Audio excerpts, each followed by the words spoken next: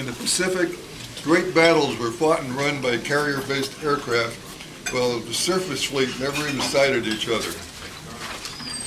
To get back to that first Hornet, CV-8 was on her shakedown cruise in the Atlantic when bombs fell on Pearl Harbor. CV-8 immediately headed for the Pacific via Panama, and less than 4 months after the Japanese attack on Pearl Harbor, she took part in one of the most daring military operations in history. On April 2nd, 1942, this ship, CV-8, left one of the same piers in Alameda where today's Hornet Museum is tied up, and she was carrying 16 Army Air Corps bombers on her deck, along with Lieutenant Colonel Jimmy Doolittle and his 16 air crews. Their target was the home islands of Japan, just 4 months after Pearl Harbor. In the gray dawn of April 18th, they all launched successfully from the Hornet in 40-knot winds, but they had been prematurely detected by the Japanese patrol boats, and they took off 250 miles farther away than they had actually planned. They had planned to leave at about 400 miles away from Japan. They now had 650 miles to travel. So they knew it was very unlikely they would be able to reach their safe landing areas in friendly China. Most of China was already occupied by Japan, but they went anyway. Later that day, bombs fell on the shocked Japanese capital of Tokyo and 4 other Japanese cities. Of the 80 crew members involved in the raid, 69 survived and escaped capture. 8 were taken prisoner by the Japanese because they got caught in the occupied part of China, and 3 died attempting to make the land and get to China.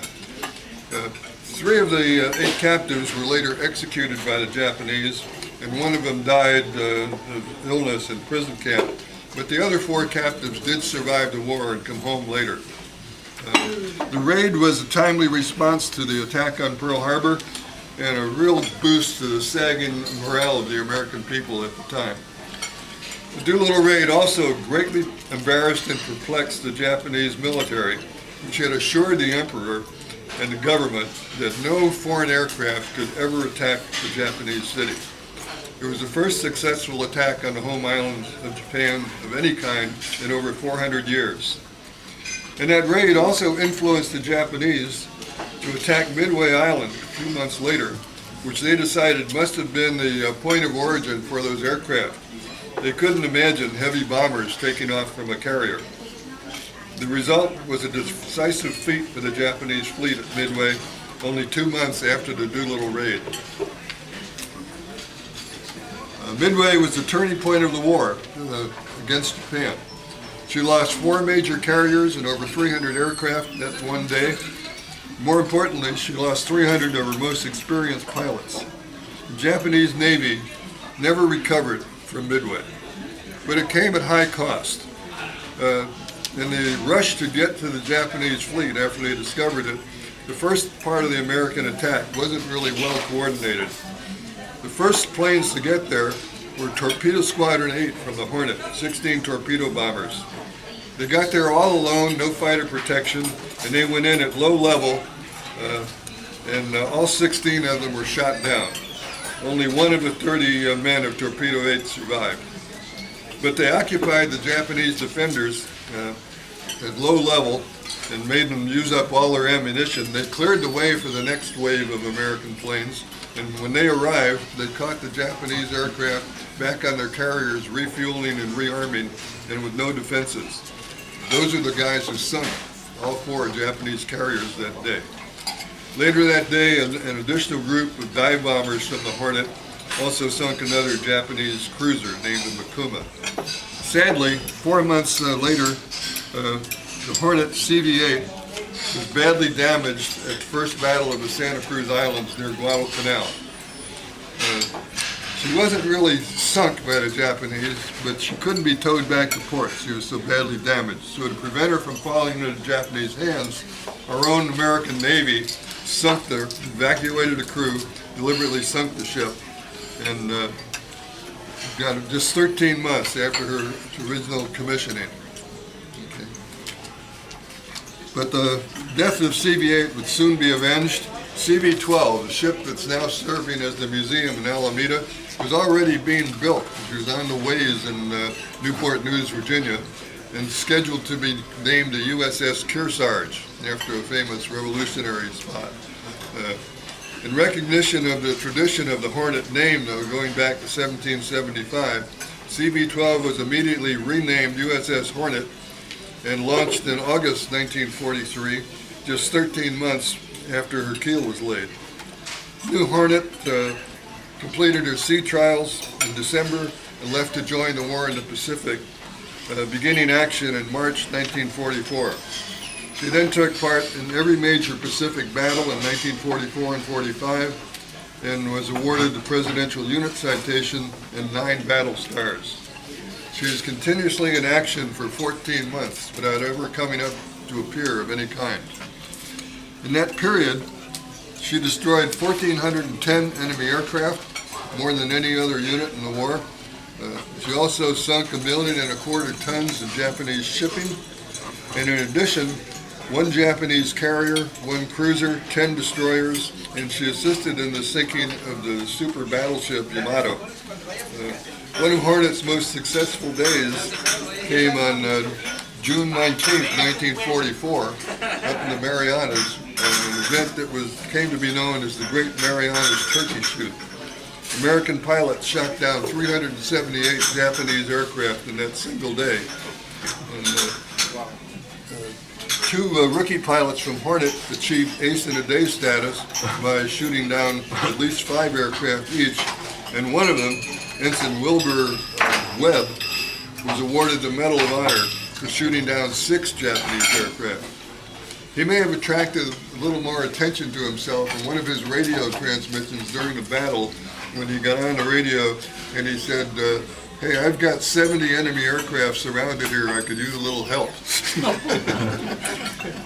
So, although Hornet was attached 59 times in 44 and 45, she was never hit by a single bomb or shell. And she was just lucky. She was in all the hot spots with the kamikazes swarming around, and ships right next to her with the same defenses were blown out of the water. So it was more luck, but we're all happy for that. During the early 1950s, after the war, the Hornet was updated and redesignated as a CVA, which meant an attack carrier. That meant she had planes that could both attack land bases as well as other ships and aircraft. So at that time, most of the Essex carriers, the class that the Hornet represented, they were all built in World War II, they're our biggest and best. But they were being replaced by larger carriers that were better suited to handle the new, bigger and heavier aircraft that were starting to come around. So they got reclassified. A lot of those carriers at that time were converted to what they called CVS, anti-submarine carriers. And the reason for that was they couldn't handle the new heavy aircraft. Their catapults weren't strong enough, their decks weren't strong enough. And as an anti-submarine carrier, all they needed was a small group of small fighter planes for their own protection, a bunch of helicopters, and again some lighter weight 2-engine tracking airplanes. During the 1960s and throughout the Cold War, that fleet of anti-submarine war carriers, the U.S. fleet, was very successful at tracking Soviet nuclear submarines all over the world. And they probably kept us from getting into a bigger fight. Hornet also served 3 tours of combat duty on Yankee Station during the Vietnam War, mostly as patrol and air-sea rescue operations. She once again captured the attention of the world in July 1969 with the successful recovery of Apollo 11 after the first manned landing on the moon. Neil Armstrong's footsteps, where he came out of the recovery helicopter on the hangar deck and walked across to an isolation trailer they kept him in to prevent disease. The footsteps are still painted on the deck, and if you come to the ship, you can walk in Armstrong's footsteps. Armstrong, Buzz Aldrin, and Michael Collins were confined, in a small Airstream trailer, like you see here, to prevent them from spreading any possible unknown viruses that might have existed on the moon. They only spent a couple of days in there, then they were airlifted from the ship back to Houston, the whole trailer. And once they got to Houston, they did come out and they were put in more spacious quarters, but they did have to serve out the rest of a 21-day period, still in isolation. All of the early Apollo space missions, the crews were treated like that, quarantined for 21 days, just to avoid any possible infection from the strange moon diseases. It turned out there weren't any. So pretty soon afterwards, they stopped the isolation process for the rest of the Apollo program. Exactly 4 months after Apollo 11, the Hornet recovered Apollo 12, doing it again in November 24th, 1969. And that spacecraft had an all-Navy crew of Pete Conrad, Chuck Gordon, and Alan Bean. Pretty nice thing for the Hornet. That was the Hornet's final active mission. She was finally decommissioned in June 1970 and taken up to storage in mothballs at Puget Sound Naval Shipyard up near Seattle, Bremerton, Washington. And she was finally stricken from the Navy Register of Ships in 1989, 19 years later. That indicated the Navy could foresee no possible future use for it. By now they had this big fleet of bigger nuclear carriers, and they just didn't need these old aircraft carriers anymore. And taking her off the register meant the careful protection of the mothball program was ended, and she started to deteriorate pretty badly. But a Hornet group formed a museum association up in Bremerton, and the Navy agreed to put the ship on donation hold while the group raised money. But the fundraising, the efforts were slow and unsuccessful, and things took a grim turn in 1992 when the Navy sold the Hornet to a scrap company. Luckily for us, they were unable to find a port on the West Coast that would let them dismantle the ship without a lot of very expensive cleanup of toxics and other possible environmental contaminants. These guys couldn't have been too smart. They towed the ship all the way from Bremerton, right up by Seattle, down to Long Beach, California, and found out that the people in Long Beach wouldn't let them tear it apart there unless they cleaned everything up. So they got the bright idea of towing it back to San Francisco to Hunters Point. Guess what? They didn't find the environmental restrictions any easier in San Francisco. So they were stuck. They had this ship on their hands. They couldn't do anything with it. They couldn't dismantle it. They couldn't sell it. Nobody wanted it back. And while they were scratching their heads, the last commander of Alameda Naval Air Base, a guy named Jim Dodge, borrowed the ship and towed it from Hunters Point across the bay to Alameda to take part in some exhibits during the annual Navy Fleet Week ceremonies in 1995. The exhibit was very successful, and the ship never left Alameda. It attracted so many visitors that it resulted in the formation of a new nonprofit organization, the Aircraft Carrier Hornet Foundation. That's the nonprofit that operates the ship today. This led the Navy to finally validate the sale and approve the new museum plan. I don't know if the metals company or the scrap company ever got their money back or not. I really don't care. On October 17th, 1998, after 3 years of intensive cleanup work by volunteers, the Hornet Museum officially opened to the public at its present site in Alameda. Ironically, one of the same piers where Jimmy Doolittle loaded his B-25s on the first Hornet back in 1942. Visitors can literally step into history by visiting the Hornet, which now serves as an historic museum, a National Historic Landmark, and a valuable educational resource. It's also a key site for anybody who wants to get information about the spacecraft recovery programs. If you want to know about spacecraft launches and handling, you go to Cape Kennedy in Florida. If you want to know about what's happening while the mission is up in the air and how do they control it, that's all in Houston, Texas. But there's no place better than the Hornet to find out how they were recovered. And no other museum handles that very well. One of our most popular activities is our Youth Live Aboard program.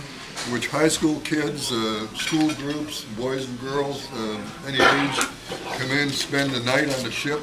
We bring them in the afternoon, get them settled down in the old crew living quarters, feed them dinner, and give them the run of the ship for about 3 hours. They can go any place they want on their own, with chaperones, of course. And then about 10 o'clock, we take them up front, turn out the lights, and tell them ghost stories to be sure they'll sleep well. And we surprise them in the morning by waking them up with either a very loud bugle call and reveille, or somebody blowing a loud bosun's whistle over the PA system. They really appreciate that at 7 in the morning. But it's always fun.